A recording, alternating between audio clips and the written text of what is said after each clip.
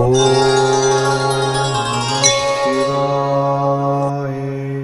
Spiritual ஜோதிடம் TV நேயர்களுக்கு அடியேன் உங்கள் சிவயோகி சிவசக்திமான் சுவாமிகள் வணக்கத்தை தெரிவித்துக் கொள்கிறேன். இந்த பதிவில் சுக்கிர பெயர்ச்சி பலன்கள். சுக்கிரன் 26/8/2024 18/9/2024 வரை கிட்டத்தட்ட ஒரு 23 நாள், ஒரு மாதம் இருப்பார். ஒரு வாரம் குறைச்சி தான் இருக்கிறார். 23 நாட்கள் இருக்கிறார். இந்த சுக்கிர பயிற்சி பலனை சொல்ல போகிறேன். இந்த சுக்கிர பயிற்சி பலன் இதுவரைக்கும் இல்லாத ஒரு விஷயத்தை சொல்ல போகுது. இந்த சுக்கிரன் தன்னுடைய நீச ராசியில் பிரவேசிக்க போகிறார். கன்னி ராசியில் சிம்மத்திலிருந்து கன்னிக்கு போகிறார். கன்னி ராசியிலே சுக்கிரன் நீசம் அடைகிறார். நீசம்னா தன்னுடைய சக்தியை இழக்கிறார். அவள் எவ்வளோ பெரிய அசுரகுருன்னு சொல்லக்கூடியவர், எல்லா ஆசாபாசங்களுக்கும் ஏற்றுக்கொள்ளக்கூடியவர், எல்லா இன்பங்களையும் அனுபவிக்கக்கூடியவர். அப்படிப்பட்ட அந்த அசுரகுருவான சுக்கிரன் இந்த பயிற்சியிலே அந்த ராசியிலே கன்னி ராசியிலே நீசமடைகிறார். அப்போது கவனமாக இருக்கக்கூடிய காலமாக இது அமைஞ்சிருக்கு. பொதுவாக கன்னி பெண்கள் கவனமாக இருக்கணும். தன்னுடைய நிதானத்தை இருக்கக்கூடாது, தன்னம்பிக்கை இருக்கக்கூடாது, தன்னுடைய ஆசைகளை பேராசையாக இருக்கக்கூடாது.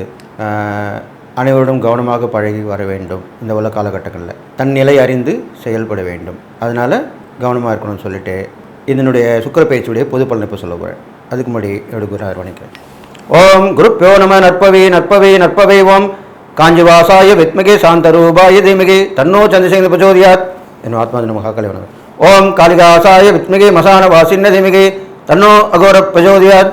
சுக்கிர பயிற்சி சிம்மத்தில் இது நாள் வரைக்கும் இருந்தார். சூரியனுடைய வீட்டில் அவர் இருந்தார். அப்போது சூரியன் வீடுன்றது சுக்கிரனுக்கு பகை வீடு தான். சூரியனுக்கும் சுக்கிரனுக்குமே ஆகாது, அப்படிதான் சாஸ்திரம் சொல்லப்பட்டிருக்கு. இப்பொழுது இன்னும் மோசம். புதன் வீட்டில் புதன் நட்பாக இருந்தாலும் புதன் வீட்டில் அவர் நீசமடைகிறார். அது புதனுக்கு உச்ச வீடு கன்னிராசி, அது நீசமடைகிறார். அப்போ நீசம்பட்ட சுக்கிர பயிற்சி எப்படி இருக்கும், அதனுடைய பலாபலங்கள், அது இருக்கிற இடம், அது பார்வை பெறக்கூடிய இடங்கள், இதுதான் 12 ராசிகளுக்குண்டான பலனை சொல்ல போகுது. அதுக்கு முன்னாடி பொது பலனை நான் சொல்கிறேன். பொது பலன்கள் பார்க்கும் பொழுது ரிஷபராசியிலே குரு இருக்கிறார், மிதுன ராசியிலே செவ்வாய் இருக்கிறார், கடகராசியிலே புதன் இருக்கிறார், சிம்ம ராசியிலே சூரியன், கன்னிராசியிலே சுக்கிரனுடன் கேது ஏற்கனவே இருக்காரு, சுக்கிரனோட போய் இணைகிறார், சுக்கிரனோட கேது இணைகிறார். இது இல்லாமல் கும்பராசியிலே சனி பகவான், மீனராசியிலே ராகு பகவான், ரிஷபத்திலே குருவுடன் சந்திரன் இருக்கிறார். இந்த சுக்கிர பயிற்சி ஆகும்போது குரு சந்திர யோகம் ஏற்படுகிறது. குருவும் சந்திரனும் சேர்ந்து குரு சந்திர யோகம் ஏற்படுகிறது. இது ஒரு ப்ளஸ் பாயிண்ட் தான். பொதுவாக சந்திரனும் சுக்கிரனும் சேர்ந்திருந்தாலே வளர்ச்சிகள், அபரிதமான விஷயங்கள், விபரீத ராஜயோகம்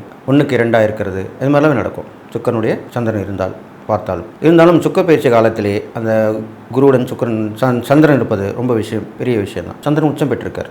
உச்சம் பெற்று அங்கே யோகத்தை கொடுக்கிறார். குரு சந்திர யோகத்தை ஏற்படுத்தி கொடுக்கிறார். பொதுவான பலன்கள் பார்க்கும்பொழுது சுக்கிர பயிற்சி தான் பண்ண சொல்ல போகிறோம். அதனால் சுக்கிரனை பற்றி எடுத்துக்கொள்வோம். சுக்கிரனாகப்பட்டவர் கேதுவுடன் இணைந்து தன்னுடைய சக்தியை அழைக்கிறார். அப்போ கேது தான் எல்லா கிரகத்துடைய சக்தியுமே ஆளுமை பெற்று திகழக்கூடியவர் கேது பகவான் தான். மற்ற 8 கிரகத்துடைய சக்தியை விட அதிகமாக தான் கேதுக்கு தான் அதிகமான பவர் உண்டு. அப்போ அந்த கேது என்ன பண்ண போகிறார், ராகுவை போல் கொடுப்பார் இல்லை, கேதுவை போல் கெடுப்பார் இல்லை, தான் அப்படி தான் சொல்லுது சாஸ்திரம். அப்போ கெடுப்பார் எந்த வகையில் கெடுப்பார் அதுதான் இப்போ சொல்ல போகிறார். அந்த கேது சுக்கிரனோட இணைஞ்சிருக்கிறனால, கேதுவோட சுக்கிரன் இல்லை, சுக்கிரன் தான் கேதுவோட இணைஞ்சிருக்கார். அப்போது அந்த சுக்கிர பயிற்சி காலகட்டத்தில் பொதுவான பலன்கள் பார்க்கும் பொழுது கேதுவோடு இணைந்திருப்பதால் ஆன்மீகவாதிகள், ஆன்மீகத்தை தொழிலாக கொண்டவர்கள், அருள்வாக்கு சொல்பவர்கள், ஜோதிடர்கள், ஆன்மீக பெரியோர்கள், சாதுக்கள், இது மாதிரிலாம் சொல்லப்படுது. இவர்கள் எல்லாருக்குமே கொஞ்சம் நேரம் சரியில்லாமல் இருக்க போகிறது. இவர்கள் அனைவருமே பெண்கள் விஷயத்தில் கவனமாக இருக்க வேண்டும். பெரும்பாலும் முற்றும் திறந்தவர்களுக்கு இது பிரச்சனை இல்லை. இல்லற துறவியாக இருக்கிறவங்க, குடும்பத்தில் இருக்கிறவங்க தான் பிரச்சனை வரும். அப்போது பெண்களால் அவமானப்படக்கூடிய நேரங்களும் அமையும். மறைமுக தொடர்புகள் ஏற்படக்கூடிய காலமாக இது அமையப்போகுது. கேது கண்டிப்பாக கெடுப்பார். சுக்கிரனுடைய இருக்கிறனால அதாவது கெட்ட குணங்கள் கொண்ட பெண்களுடன் சவகாசம், அதன் மூலியமாக கெட்ட பலன்கள் கொடுப்பதும், பெயர் கெட்டு போவதும், அவமானப்படுதலும் இப்படி தான் நிகழ்த்து போகிறார். அப்போ ரொம்ப கவனமாக இருக்கணும். ஆண்கள் கவனமாக இருக்கணும், பெண்களும் கவனமாக இருக்கணும். பெண்களும் அவங்களுடைய தன்னிலை அறிந்து நடந்து கொள்ள வேண்டும். மறைமுக தொடர்புலாம் அதிகமாக இந்த காலகட்டத்தில் நடைபெறப் போகிறது. அப்போது அதுக்குண்டான எச்சரிக்கையாக கவனமாக இருக்கணும்னு சொல்லியிருக்கேன். இது இல்லாமல் இந்த சுக்கிரன் தன்னுடைய கன்னிராசியிலிருந்து உச்ச வீட்டை பார்க்கிறார். மீனராசியில் தான் உச்சமடைகிறார். அந்த உச்ச வீட்டை பார்க்கிறார். அப்போ அங்கே யார் இருக்கா, ராகு பகவான் இருக்கிறார். போதுமா? அப்போது கேது கெடுப்பார், ராகு கொடுப்பார். எதை கொடுப்பார்? ராகுவும் சுக்கிரனும் ராகுவும் பார்க்கும் பொழுதோ சேர்க்கும் பொழுதோ அந்த லீலைகள், தாம்பத்திய விஷயங்கள் இதெல்லாமே வந்து அதிகமாக கொடுப்பார், அபரீதமாக கொடுப்பார். அது நேர்முகமாக இருக்கலாம், பெரும்பாலும் மறைமுகமாக தான் சொல்லப்படுது. ராகுவுக்கு வந்து மறைமுகமாக தான் சொல்லப்பட்டிருக்கு. இப்போ மறைமுக தொடர்புகள் இப்படிலாம் ஏற்படும். அப்போ ரொம்ப உஷாராக இருக்கணும், கவனமாக இருக்கணும். இது இல்லாமல் நல்ல விஷயமும் நான் சொல்லணும். அப்படி பார்க்கும் பொழுது ராகு திடீர் அதிர்ஷ்டத்தை கொடுக்கக்கூடியவர்.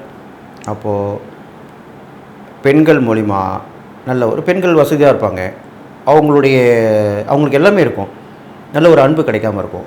அப்படிப்பட்டவங்களுக்கு வந்து இப்போது நல்ல ஒரு தொடர்பு ஏற்படும் போது, நல்ல மனிதர் நல்ல தொடர்பு அப்படிக்கும் போது அவங்க உதவி பண்ணுவாங்க. அது ஒரு நல்ல விஷயம் தானே. அதெல்லாமே இப்போ நடக்க போகுது. அப்போது ஒன்றுமில்லாதவர்களுக்கு பெரும் செல்வந்தரான பெண் தொடர்பு ஏற்படும்போது நல்லது தான் நடக்கும். அதே மாதிரி தான் ஆணுக்கும் அதே மாதிரி தான் நடக்க போகுது. இது மாதிரி நல்ல விஷயங்களும் உண்டு. ஆசாபாசங்கள் நிறைய நடக்கும். பொதுவாக நாட்டில்னு பார்க்கும்போது பெண்கள் வழி பிரச்சனை ஏற்படும், பெண்களுடைய முன்னேற்றம் பாதிக்கப்படும், பெண்கள் போர்க்கொடி தூக்குவார்கள், எங்களுக்கு உரிமை கொடுங்கன்னுவாங்க, மகளிருக்கு உண்டான விஷயங்களை கொடுங்க, எங்களுக்கு உண்டான உதவி செய்யுங்க, இந்த மாதிரி நாங்கள் தெரியாமல் பண்ணிட்டோம், எங்களுக்கு உதவி பண்ணுங்க அப்படின்னு சொல்லுவாங்க. காவல்துறை நாடுவாங்க, நீதிமன்றத்தை நாடுவாங்க. இது மாதிரிலாம் நிறைய நடக்கும் இந்த காலகட்டங்களில்.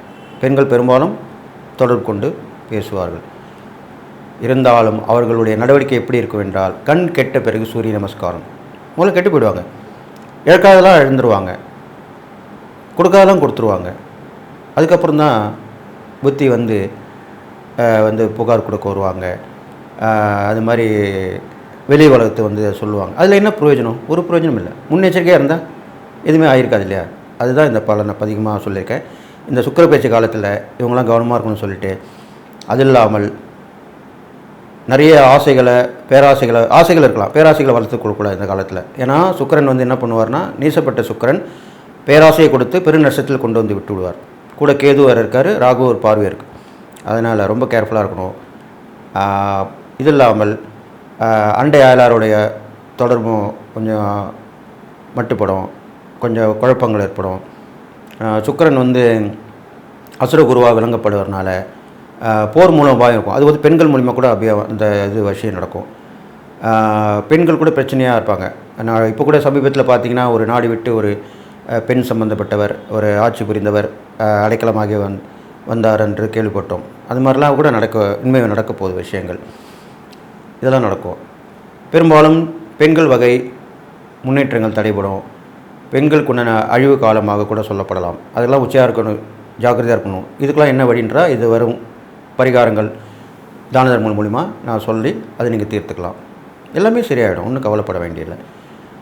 எப்போ ஒரு நல்லது இருந்தால் ஒரு கெட்டது இருக்கும், ஒரு கெட்டது இருந்தால் ஒரு நல்லது இருக்கும். கண்டிப்பாக இறை வழிபாடும் தான தர்மங்களும் கண்டிப்பாக நம்மளை பாதுகாக்கும் அப்படின்னு சொல்லிட்டு, இந்த சுக்கிர பயிற்சி இது வரைக்கும் எதுவும் இல்லாத ஒரு சுக்கிர பயிற்சியாக இருக்க போகுது. ஏனென்றால் சுக்கிரன் நீசப்பட்டு அந்த ராசியில் இருக்கும் அந்த ஒரு மாத காலத்துக்கு குறைவான ஒரு காலகட்டத்திலேயே நீங்கள் அனைவரும் வெகு கவனமாக இருந்து ஜாக்கிரதையாக இருந்து இந்த காலத்தை கடக்க வேண்டும் சொல்லி, இந்த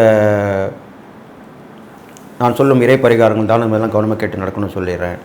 இது பொது பலன்தான். இது வந்து நீங்கள் இதை வச்சு முடிவு பண்ணக்கூடாது. உங்களுடைய சுய ஜாதகம் இருந்தால் அதை என்னிடம் அனுப்பி நீங்கள் அதை பார்த்து நீங்கள் தெரிஞ்சுக்கலாம். என்னுடைய வாட்ஸ்அப் நம்பர் கீழே கொடுத்துருக்கு, அதை நான் இப்போ சொல்கிறேன். 9791052062. இதுதான் என்னுடைய வாட்ஸ்அப் நம்பர். அதில் நீங்கள் பதிவு பண்ணி உங்களுடைய டீட்டெயில்ஸ் பண்ணி கேட்டுக்கலாம். கமெண்ட்ஸில் பண்ணால் நான் பார்க்க முடியாது, நான் பிஸியாக இருப்பேன். ஃபோன் எடுக்கலாம் கூட கவலைப்படாதீங்க. அந்த வாட்ஸ்அப் நம்பரில் வந்துட்டு வெயிட் பண்ணிங்கன்னா கண்டிப்பாக உங்களுக்கு பிரச்சனை தீர்க்கப்படும், முக்கியமான விஷயங்கள்லாம் சொல்லப்படும். கண்டிப்பாக அதை நீங்கள் பயன்படுத்திக்கணும்னு சொல்லிவிட்டு, இப்போது நான் 12 ராசி பலன் பார்க்க போகிறேன் அப்படின்னு சொல்லி இந்த பொது பலன் இதோட நிறைவு பெறும் சொல்லி, கும்பராசிக்கு 8ஆம் இடத்துல சுக்கிரன் பயிற்சியாக இருக்கார். அவர் 2ஆம் இடத்தை பார்க்குறார். இப்போ இதனால் என்ன பலன் ஏற்படும், அது எப்படி நீக்கிக்கணும், அதை பற்றி தான் இப்போ சொல்ல போகிறேன். 8ஆம் இடத்துல சுக்கிரன் கேது இருக்கார். அது கூட சுக்கிரன் வந்து நீசப்பட்ட சுக்கிரன் வந்து சேர்ந்துடுறாரு. அப்போ கண்டிப்பாக உங்களுக்கு அவப்பெயர்கள் ஏற்பட வாய்ப்பு இருக்குது. அப்போ அதுக்கு நீங்கள் உஷாராக இருக்கணும். உங்கள் வேணும்னு நீங்கள் ஒன்று இருக்கணும். யாரோடையும் பழகக்கூடாது, அதிகமாக வச்சக்கூடாது, அதிகமாக பேசக்கூடாது. எப்பவுமே அதிகமாக பேசினா தான் பிரச்சனைகள் வரும். அது நீங்கள் குறைச்சிக்கணும். ஆழ்ந்து ஆலோசனை பண்ணி சிந்தித்து செயல்படணும். அப்போ கண்டிப்பாக நல்லது நடக்க போகுது. இது இல்லாமல் ஆன்மீகத்தை மார்க்கெட்டில் நீங்கள் போகலாம். கோவிலுக்கு ஏற்படக்கூடிய கும்பாபிஷேகங்கள் உதவி பண்ணலாம். பாடஞ்ச கோயிலில் விளக்கேற்றி வைக்கலாம். அதை நல்லபடியாக கொண்டு வரதுக்குண்டான வழிகளில் பாடுபடலாம். உழவார பணியில் ஈடுபட்டு அதில் பண்ணிட்டு வரலாம். இது மாதிரிலாம் பண்ணலாம். ஏன்னா பொதுவாக பெரும்பாலும் மகரம் கும்ப ராசிக்காரங்கள்லாம் உழைப்புக்கு ஏற்றவர்கள், சனியுடைய ராசியை உடையவர்கள். அவர்கள் நிறைய உழைக்கணும். இந்த மாதிரி எந்த துறையில் இருந்தாலும் அப்படி தான் இருக்கணும். அப்போது ஆன்மீகத்தில் இருக்கும்போது கோவிலில் அது செய்யக்கூடிய விஷயங்கள்லாம் நீங்கள் பாடுபட்டு உழைச்சி வரணும். பெரும்பாலும் உழவார பணியில் கலந்துக்கலாம். கோயிலை சுத்தம் பண்ணலாம். அதில் உழவார பண்ணலாம் கூட நீங்கள் வீட்டு பக்கத்தில் உள்ள கோயில் போய்ட்டு பெருக்கி சுத்தம் பண்ணிட்டு வரலாம். பூஜை சாமானை தேய்ச்சி கொடுத்துட்டு வரலாம். நீங்கள் வாலண்டியராக போய் செய்யலாம். இது மாதிரிலாம் பண்ணிட்டு வந்தாலே இந்த கெடுபலம் குறையும். இது இல்லாமல் அந்த 8ஆம் இடன்றது போது ஆயுள் சாலமர்னால கண்டங்கள் ஏற்பட வாய்ப்பு இருக்கனால அது நீங்கள் இதெல்லாம் பண்ணிட்டு வந்தீங்கன்னா உங்கள் குலதெய்வத்தை வழிபாட்டு வரணும். குலதெய்வ கோயிலுக்கு போயிட்டு வர்றது நல்லது. அங்கே வாங்கி முடிக்கீரை வாங்கி கட்டிங்க. வேண்டுதல் பிரார்த்தனை பண்ணிட்டு வாங்க. இஷ்ட தெய்வ வழிபாடு பண்ணிட்டு வாங்க. இதெல்லாம் பண்ணி வந்தீங்கன்னா அந்த கண்டங்கள் விலகிறதுக்கு வாய்ப்பு இருக்குது. இறை சிந்தனையோடு இருங்க. கவசங்கள் உங்களுக்கு எந்த தெய்வங்கள் பிடிச்சிக்கோ அந்த தெய்வத்தோட கவசத்தை படிச்சுட்டு வாங்க. அப்போ பாதுகாப்பாக இருக்கும் நீங்கள் வெளியே போயிட்டு வரைக்கும். இது மாதிரிலாம் அந்த இறை சின்னங்களை உடம்புல தரிச்சுங்க. இது மாதிரிலாம் பண்ணிட்டு வாங்க. வீட்டில் என்னமே சுத்தபத்தமாக இருந்து பூஜை பண்ணிட்டு வாங்க. இதெல்லாம் பண்ணிட்டு தான் நல்லது நடக்கும். எதிர்பாராத விஷயங்கள் நடக்கும். எதிர்பாராத எண்ணங்கள் பூர்த்தி ஆகும். எதிர்பாராத சந்திப்பு கிடைச்சா அவங்க மூலமாக நல்லது நடக்கும். இதுமாதிரிலாம் கும்பராசிக்கு நடக்க போகுது. இது இல்லாமல் அவர் 2ஆம் இடத்தையும் பார்க்கறனால உங்களுக்கு குடும்பத்தில் கொஞ்சம் பிரச்சனை வந்து அப்படி நீங்கிடும். ஒரு பேர் கெட்ட பேராகி அப்புறம் நல்லபடியாக ஆகணும். ஐயோ நான் தப்பாக புரிஞ்சிட்டேன், இல்லை அவர் அப்படி கிடையாது அப்படின்னு தான் சொல்லுவாங்க.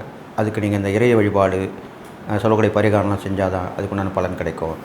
அது இல்லாமல் கொடுக்கல் வாங்கலும் பிரச்சனை வரும். ஒரு நேரத்தில் அவர் கிடைக்குது, ஒரு நேரத்தில் கிடைக்காது.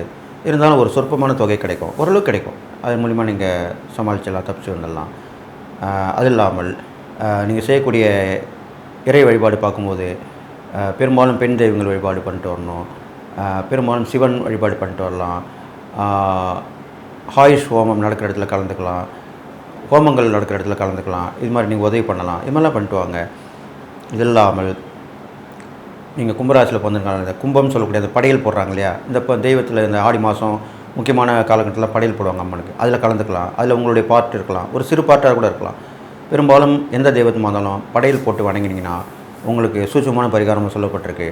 அப்போது உங்களுடைய கெடுபலம் கொஞ்சம் நற்பலன் ஏற்படும். இதை நீங்கள் கடைபிடிச்சிட்டு வரணும். எந்த கோயில் போனாலும் படையல் போட்டு வணங்கிட்டு வந்தீங்கன்னா கண்டிப்பாக நல்லது நடக்கும். உங்களால் முடிஞ்ச உங்கள் சக்திக்கு ஏற்ற மாதிரி பண்ணிட்டு வாங்க. இது இல்லாமல் படிப்பில் கொஞ்சம் மந்தம் ஏற்படும். அதெல்லாம் கொஞ்சம் கவனமாக இருந்து கவனிச்சுக்கணும். கல்வியில் முன்னேற்ற தடை ஏற்படும். அதுக்கு வந்து கூட்டு படிப்பு முயற்சி எடுத்து படிச்சுட்டு வரது நல்லது சொல்லப்பட்டிருக்கு. இது இல்லாமல் சொல்கிற வாக்கு வந்து தவறி போகும். அதுக்கு நீங்கள் வாக்கு கொடுக்காமல் இருக்கணும்.